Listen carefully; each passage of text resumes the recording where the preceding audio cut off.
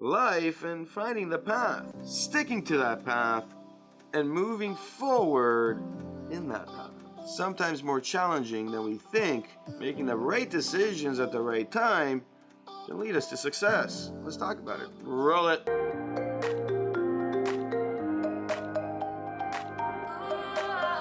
Welcome back to another video. My name is Nikos Rentas. This is mentorsapproach.com, where we strive to make videos to get you thinking and moving in that right direction. So hit that subscribe button and hit the bell.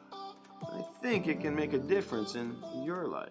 Finding the path is incredibly challenging, and we always ask ourselves, am I on the right path? This is why I've made several videos before this video, which I'll link above, that really describe the process of being on a path that you don't really know where it's going and being on a path where you know where it's going. At the end of the day, decisions are critical. This video is really to help us move along down these paths that we're on, and it's helping us make the right decisions at the right time. It's a continuation of the last few videos, and the reality is that a lot of us get stuck on the idea of what the path is rather than sticking to that movement forward on that path. We try to really put a mindset of the meaning behind it rather than allowing life and the things that come to do their thing, where we decide, hey, this is good for us or it's not good for us, and then through that decision, keep moving forward. Our first tip, respect yourself. When you say you're gonna do something, do it. Because when we say we're gonna do something and then we don't do it, well, we lose respect for ourselves. It's a psychological thing. It just happens. Where a narrative is born, and then all of a sudden, this negative sequence of events can start unless we nip it in the bud quickly. When self-respect starts to diminish, well, what happens? Self-love starts to break down as well. We stop loving ourselves and we stop being confident in ourselves because the trust starts breaking down. Just like any other relationship. When respect is gone, the love is gone. When that happens, well, relationships go downhill because the trust leaves, and that respect causes that confidence to diminish, and then all of a sudden, all hell breaks loose. This happens with ourselves internally and more often than you think. Number 2, keep records of your choices, the good ones and the bad ones. I don't mean keep it in here, I mean write it down.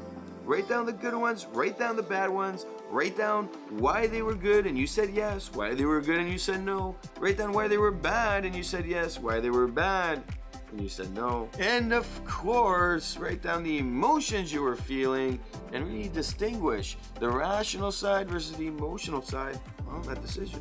Now, we're doing this because we don't want the narrative to change. We don't want to look back on something good where we said no and be like, oh my God, I can't believe I didn't say yes. And of course, we don't want to say, in our mindset, I can't believe I didn't say no to that bad idea and I said yes to it, causing this chaos. Because emotionally, when things aren't going good, you will relive something you did based on the emotion you're feeling now. Number 3, saying no. You need to say no when you need to say no. I'm linking the last video above. You need to say no, and in that video, I go extensively on making decisions without regrets. Saying no without regrets. Being aligned with yourself and knowing, being confident that you're making the right decision is the most important thing in the world. This is what differentiates those people that find success versus those people that never do. Learning how to say no really helps us figure out what is right for us. It really helps us build trust in ourselves and really build confidence in ourselves, which means we will respect ourselves more. And you know what happens next? Well, we don't sit there in regret mode in an emotional state, but rather we look at the next opportunity and keep moving forward. We just get back on that horse and we keep riding when something doesn't go right. Instead of sulking losing time, energy, and money in the process. I think we've all been there. I've been there. Lastly, I always finish with about anything I do with accountability, and this is no different. Instead of just saying accountability though, I want you to look at it from a more positive note. Revisiting growth. When we're on a path to something, we need to be revisiting the growth, which means that step 2 that you're on is a critical one. By seeing your growth and understanding how the decisions that were made were either the right ones or the wrong ones, we can now start to see a pattern, which is really what the last step is.